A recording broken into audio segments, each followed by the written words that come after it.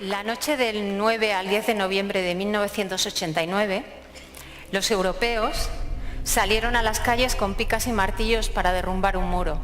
Era el llamado Muro de la Vergüenza, de 165 kilómetros. Los europeos y las europeas queríamos ser libres, salir de ese muro que nos encerraba. Hoy, 27 años después, Europa ha construido 1.200 kilómetros de vallas y muros, no para hacernos más libres, sino para encerrarnos dentro de ellos.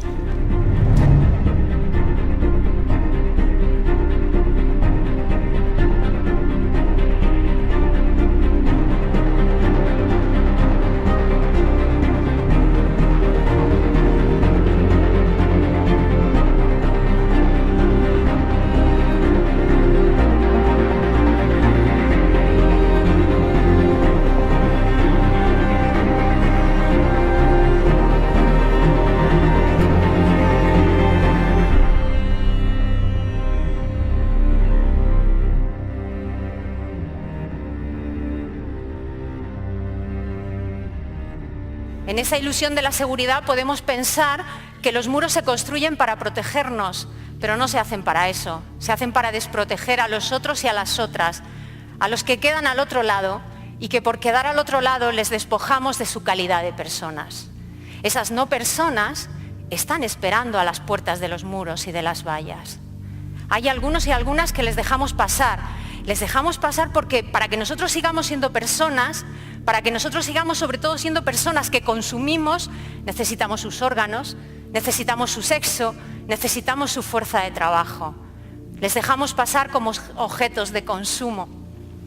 Porque no nos engañemos de nuevo, los muros construyen esclavitud, los muros alimentan grandes crímenes internacionales como el tráfico de órganos y la trata de seres humanos. El muro no nos deja ver lo que hacemos a los otros y a las otras.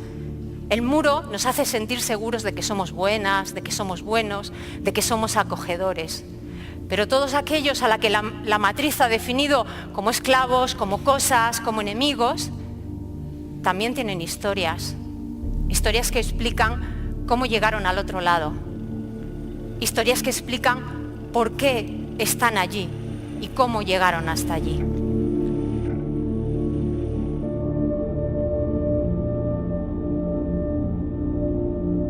Pues me llamo Elena Maleno Garzón, tengo 45 años y soy de Ejido, en Almería, ese pueblo famoso por su intolerancia y su racismo y su xenofobia, pero también un pueblo donde ha salido mucha gente que ha trabajado la integración con los migrantes y donde han salido proyectos educativos y proyectos sociales bastante bonitos.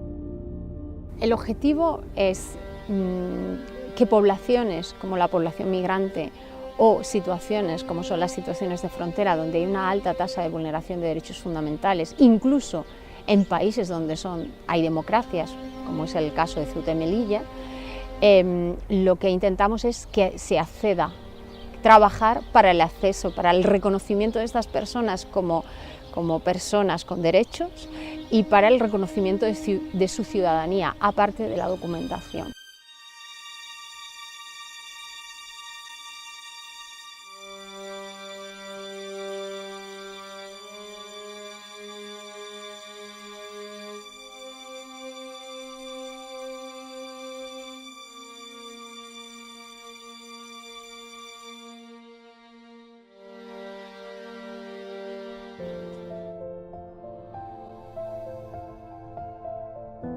Trabajar desde la educación con las nuevas generaciones es súper importante para romper este esquema que nos están vendiendo. ¿Qué son los derechos humanos? ¿A quién compete? ¿Qué somos todos? ¿Una raza humana? O sea, ¿qué derechos tenemos? ¿Qué es la solidaridad? La educación no tiene solo que ser aprender matemáticas o aprender lengua. La educación, nosotros apostamos por una educación en valores.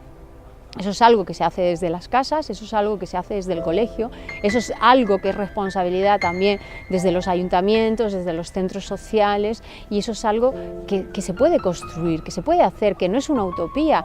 Claro, son cosas a largo plazo, cosas muy pequeñitas, pero que las necesitamos, porque el proceso del miedo también ha sido a largo plazo, pero está dando sus frutos. Entonces nosotros tenemos que sembrar otras cosas que darán su fruto dentro de 10 años, 15 años, pero así es como se construyen.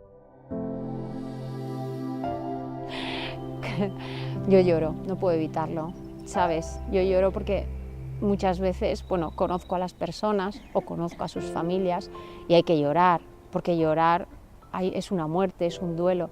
Es que a veces, fíjate, les hemos despojado tanto de sus derechos que ni siquiera tienen el derecho a duelo, ni el derecho a ser enterrados dignamente. Entonces, yo primero lloro con mis compañeras o llamo a mis compañeras, o, ¿sabes?